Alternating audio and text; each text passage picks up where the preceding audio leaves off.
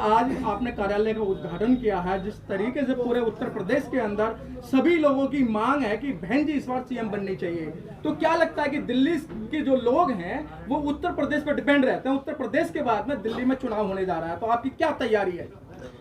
देखिए, उत्तर प्रदेश में तो बहन कुमारी मायावती जी उधर पूरी ताकत से लगी हैं और हमारे सभी जिम्मेदार साथी लगे हैं। और मैं आपको ये आपके चैनल के माध्यम से बताना चाहता हूँ कि इस बार बहन जी 5वीं बार मुख्यमंत्री बनने जा रही हैं, उन्हें कोई नहीं रोक पाएगा।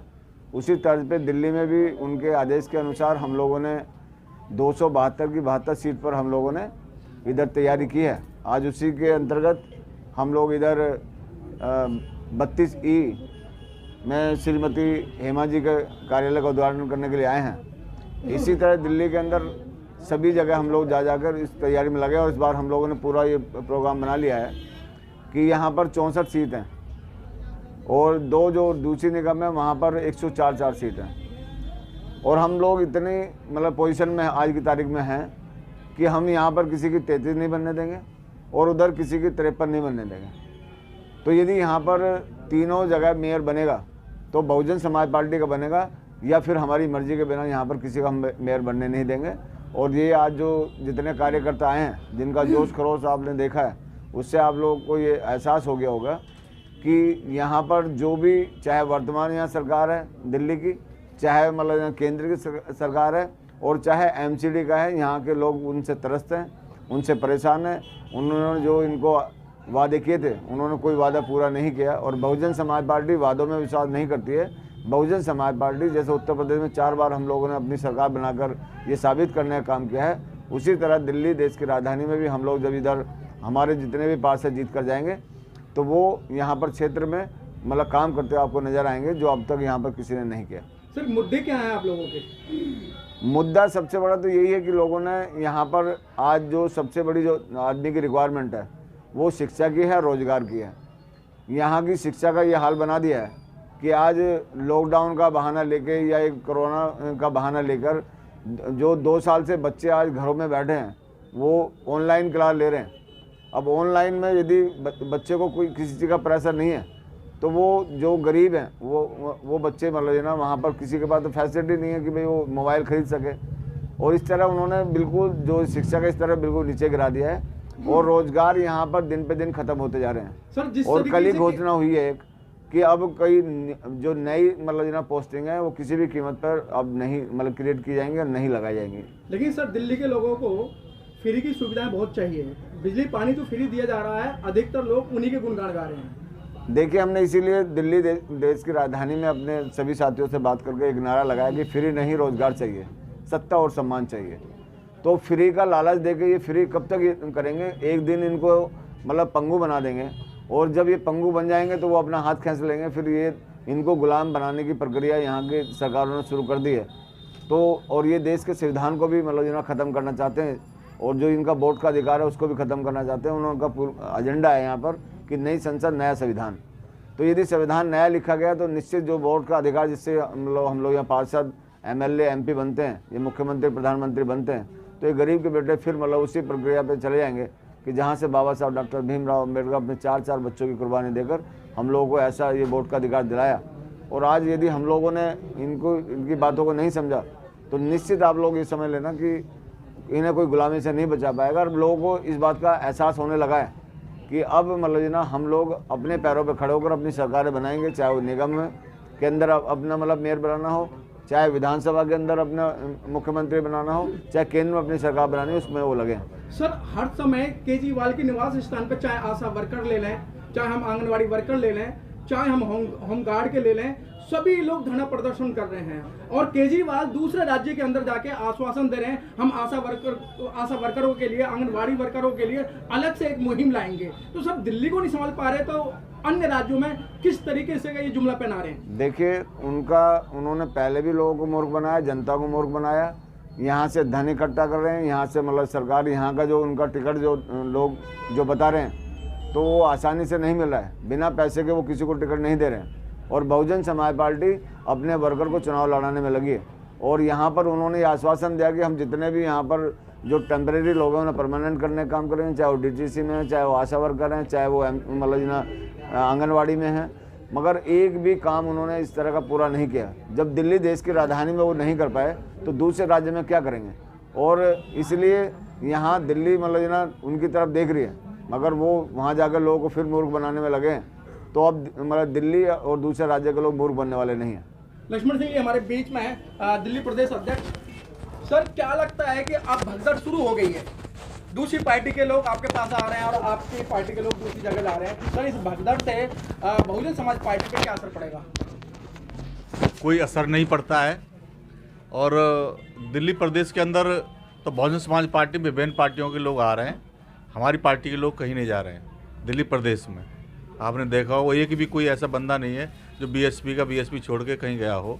वो सब जो पहले भटक गए थे वो सब वापस दिल्ली प्रदेश में। आज हम 1 बजे का समय दे रखा है, आप यहाँ 1 बज गया। भीम आर्मी के बहुत बड़ी संख्या में प्रदेश ऑफिस पर लोग आ रखे हैं, आम आदमी पार्टी के लोग आ रखे हैं पार्टी ज्वाइन करने के लिए। तो आप देखेंगे बहुत सारी संख्या में आज लोग ज्वाइन करेंगे। और इसका कोई असर अगर हमारे बीएसपी में हम पे इस बात का कोई असर नहीं होता। बीएसपी तो हमेशा मूवमेंट को चलाती है, मूवमेंट को चलाती रहेगी।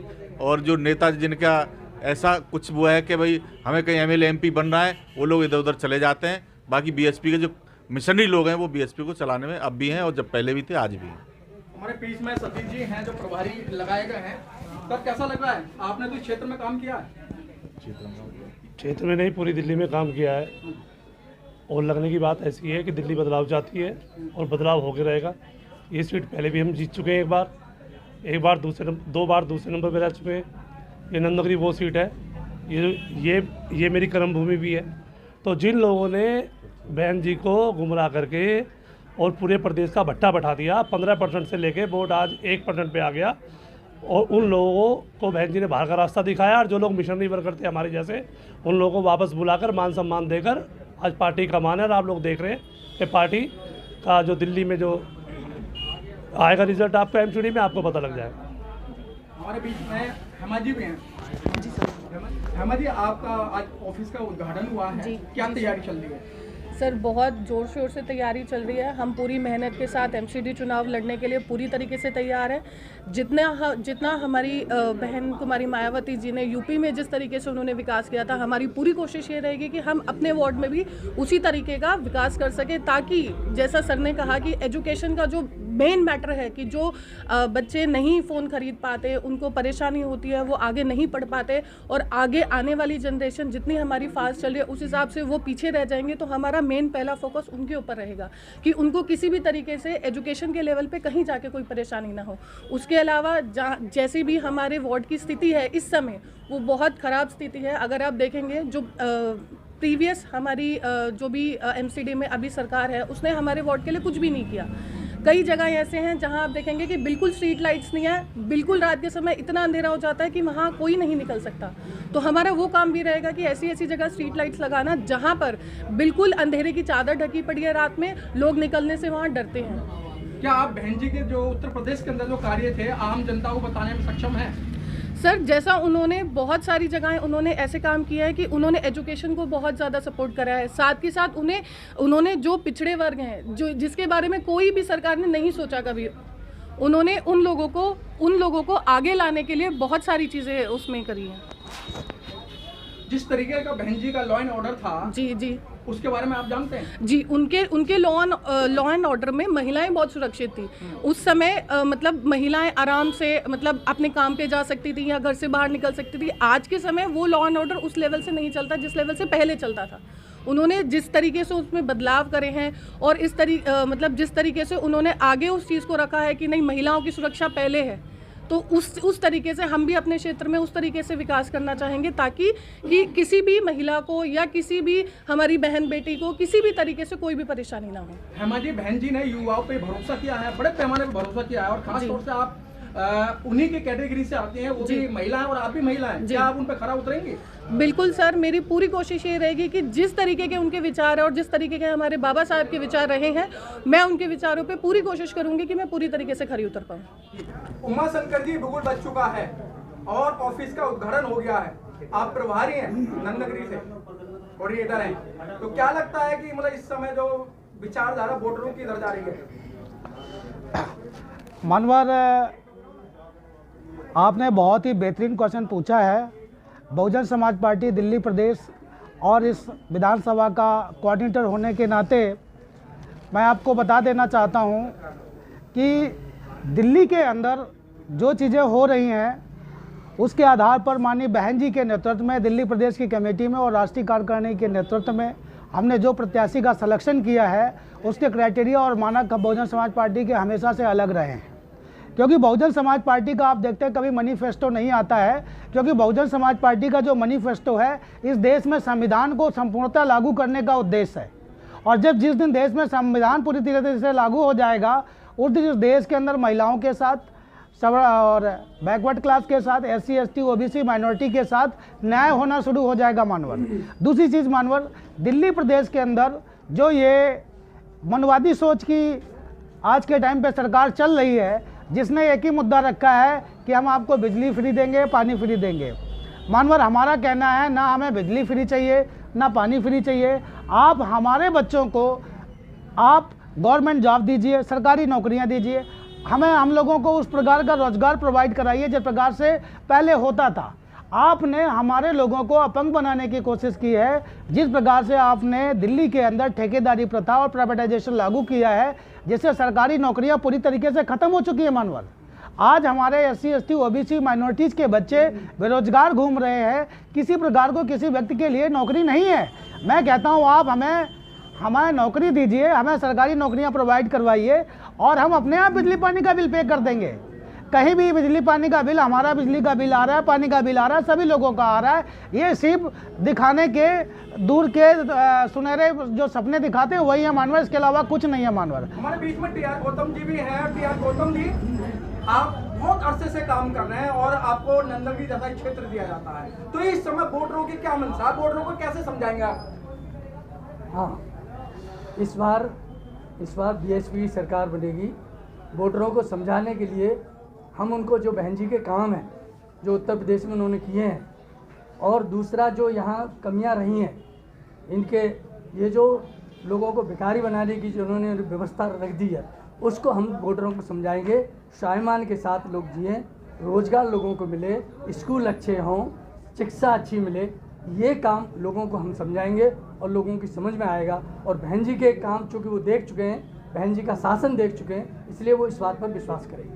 पन्नालाल जी हमारे बीच में हैं और पन्नालाल जी, जिस तरीके से आप बहुत अरसे से काम कर रहे हैं, सब लोग जो अभी तक बात आई है कि वो बहन जी पे टिके हैं और अपना आप दिल्ली के अंदर काम करना नहीं चाहते हैं, तो आप इस सीट को कैसे जिताएंगे, बहन जी की झोली में कैसे डालेंगे? तो बहन जी के दिशा निर्देशों पे ही काम होता है। दूसरी बात ये कि आपने कहा कि आप इस सीट को कैसे नहीं, इसी ही सीट नहीं, पूरी दिल्ली में एक अलग काम चल रहा है। हमें भीख में कुछ नहीं चाहिए। जो बिजली पानी का मुद्दा जो आता है, भीख में कुछ नहीं चाहिए, हमें रोज़गार और सम्मान चाहिए साथियों। क्योंकि रोज़गार और सम्मान मिलेगा, हम तो बिजली पानी सब कुछ पे कर देंगे। दूसरी बात और मैं बात बताना चाहूँगा कि जो ये बिजली पानी का मुद्दा है पूरे दिल्ली में फैला हुआ है, और ये बिजली पानी का मुद्दा कहाँ से इन लोगों ने संविधान के तहत SC ST आयोग होता है, उसका विकास फंड होता है, जो SC ST के ऊपर ही वो फंड खर्च होता है। पहले हमारे कांग्रेस सरकार ने भी, शीला दीक्षित ने कॉमनवेल्थ गेम में भी उस फंड को यूज किया। और जिस दिन से केजरीवाल पूर्ण बहुमत की सरकार में आया है, पूर्ण बहुमत की सरकार में आई है आप सरकार, उस दिन से ये जो SC ST विकास बोर्ड का पैसा है, जो फंड है, उसको सभी में उसको डिवाइड किया जा रहा है। वो जबकि हमारे सभी के ऊपर गरीब दबे कुछ लोगों के ऊपर खर्च होना चाहिए, न कि बड़े बड़े सेठ साहूकार हैं उनको भी पानी का फ़ायदा मिल रहा है। ये चीज़ देखिए, हमारे यहाँ पर 25 गज में कितने लोग रहते हैं? कम से कम 20 लोग। 25 गज की बिल्डिंग में 20 लोग रहते हैं। 20 लोग उस पानी का, जो फ्री के पानी का मुद्दा जो है, उसका फ़ायदा नहीं उठा पाते, ना ही बिजली का फ़ायदा उठा पाते। कौन उठा पाता है? जो 500 गज की कोठी में रह रहा है।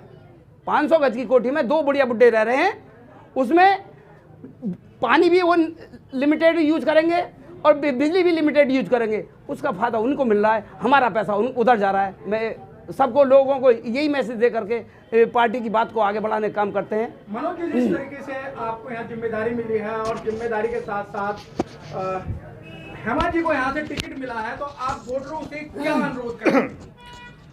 वोटरों को यहाँ को पता, वोटर जो यहाँ के हैं उन्हें सब कुछ पता है कि यहाँ पे किस प्रत्याशी को जिताना है, किसको नहीं जिताना है। चाहे वो एमसीडी का करप्शन हो, या यहाँ के चाहे दिल्ली पुलिस हो, या फिर यहाँ पे पार्किंग ठेका हो, यहाँ पे बहुत सारे मुद्दे हैं और इस यहाँ की पब्लिक को सब पता है, तो उन्हें कुछ बताने की ज़रूरत नहीं है। उन्हें खुद पता है कि किस प्रत्याशी को जिताना है और किस प्रत्याशी को नहीं जिताना है। तो आप इतने धुरंधरों के बीच में अपने आज स्थान कहाँ समझ रहे हैं? देखिए, मैं बाई बर्थ नंदनगरी से ही हूँ, तो मुझे यहाँ की जितनी भी जितना भी ये बुनियादी ढांचा है, इस बारे में मेरे को सब कुछ पता है कि यहाँ पे क्या है, क्या नहीं है, क्या चल रहा है।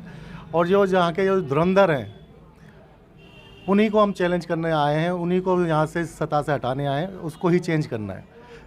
क्योंकि जिसका जितना वोट होगा वो ही यहाँ पे राज करेगा। क्योंकि अभी तक इन्होंने जितना भी जो आज तक इन्होंने किया है, एक ही चीज़ है, रिंकू जी 10 साल से यहाँ पे निगम पार्षद हैं और आज तक नंदनगरी की कोई हालत नहीं बदली है। इससे पहले भी औरों का राज रहा, कोई ऐसी यहाँ परेशानी है, दिक्कत है, कुछ नहीं है। यहाँ पे स्टंप लगाने के 20-20 रुपये मांग लिए जाते हैं। तो बहन जी ने युवाओं पे ही इस बार गेम खेला है, युवाओं को भी भागीदारी दी है। पूरी बात से अवगत कराऊंगा सर, और डेफिनेटली अवगत कराऊंगा, कोई दिक्कत वाली बात नहीं है ऐसी। आपको बता दूं पहले, सबसे पहले कि माननीय बहन जी का जो आदेश है कि शासन प्रशासन में जो मानवर कांसीराम साहब ने नारा दिया था कि आरक्षण से लेंगे एसपी-डीएम और वोट से लेंगे सीएम-पीएम, और बहन जी ने का आदेश है कि 50% युवाओं को और महिलाओं को हिस्सेदारी हमें शासन प्रशासन पार्टी के संगठन में और टिकटों के वितरण में करना है, जो कि आपने उत्तर प्रदेश में भी देखा। और दिल्ली में उसी बहन जी के प्लान के तहत आपके बीच में नंदनगरी वार्ड से युवा प्रत्याशी श्रीमती हेमा जी को हमने आपके बीच में लेकर के आए हैं, जिनको बड़ा जनाधार मिल रहा है और लोग पसंद भी कर रहे हैं। इनका परिचय भी ब्रीफ परिचय में दे देता हूँ। श्रीमती हेमा जी पोस्ट ग्रेजुएट और UPSC union public service commission की एस्पायरेंट हैं, आईएएस की परीक्षा की तैयारी कर रही हैं। मैंने इनसे विनम्र निवेदन किया कि आप समाज की सेवा करना चाहते हैं। बहन जी भी आईएएस की तैयारी कर रही थी, उस टाइम घर से निकली और निकल करके भारत के सबसे बड़े राज्य के संख्या के आधार पर 4 बार वहाँ की सीएम रही। समझाया इनको, बात हुई इनसे, क्योंकि इनके दिल में कहीं ना कहीं वो सामाजिक दर्द है, वो पीड़ा है जो इस देश के अंदर महिलाओं के साथ, एससी एसटी ओबीसी बुजुर्गों के सभी लोगों के साथ जो अत्याचार हो रहा है, उनको सभी को सामाजिक न्याय की लड़ाई लड़ने के लिए माननीय हेमा जी से रिक्वेस्ट किया और वो तैयार हुई। और तैयार होकर के हम ये वादा करते हैं कि हेमा जी ने इतनी बड़ी मेरी बात मान करके जिम्मेदारी ले करके नंदनगरी वार्ड से अपने आप को वार्ड प्रभारी बनाया गया है यहाँ से, और इनकी सीट निश्चित तय है, चुनाव लड़ेंगी और बड़े ताकत के साथ लड़ेंगे। आपसे वादा है कि कंधे से कंधा मिला करके सभी लोगों से आह्वान है कि कंधे से कंधा मिला करके इनका साथ दें। हम लोग 24/7 अवेलेबल रहेंगे। जिस प्रकार माननीय मनोज जी ने अभी बताया कि जिस प्रकार से यहाँ धांधली हो रही है, छोटे छोटे कामों के लिए 10-10, 20-20 रुपये लेकर के लोगों का शोषण किया जा रहा है, ये सभी काम बंद किए जाएंगे और जनता के सेवा के लिए 24/7 हेमा जी और उनके पति श्री मनोज जी और दिल्ली प्रदेश कार्यकारिणी के लोग और सीमापुरी विधानसभा की पूरी टीम और नंदनगरी वार्ड की पूरी टीम 24/7 बहुजन समाज पार्टी के लोग और यहाँ के प्रत्याशी प्रभारी सभी लोग कार्यकर्ता लोग यहाँ के वार्ड की जनता के लिए 24 घंटे तैयार रहेंगे। जय भीम, जय भारत, खुदा हाफिज। आप युवाओं के लिए क्या संदेश देना चाहती हैं? सर, मैं युवाओं के लिए यही संदेश देना चाहती हूँ कि जैसे मैं आगे आई हूँ वैसे आप लोग भी आगे आए, और ये एक क्रांति है कि जिस तरीके से युवाओं की भागीदारी राजनीति में बढ़ेगी, उसी तरीके से क्रांति आएगी, लोगों की सोच बदलेगी और नए चेहरे नजर आएंगे सर राजनीति के अंदर।